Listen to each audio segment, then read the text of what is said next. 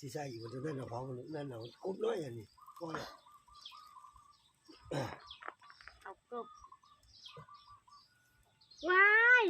อย่าดิ้นนะเขาคิดว่าทรมานกบอยู่แบบนี้มันตายแล้วนะ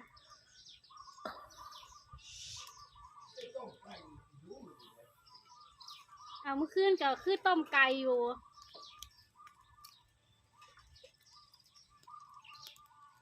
กินไปกบไปเขียดนะเอาใหม่โชว์ใหม่กบค่ะวันมื้อนี้กินอาหารอีสานงานอยู่เนี่ยมันอยู่ของมันดีๆก็ได้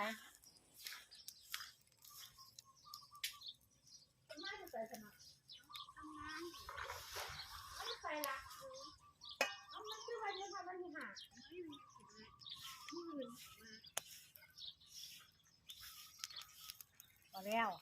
พอเรานี่พอ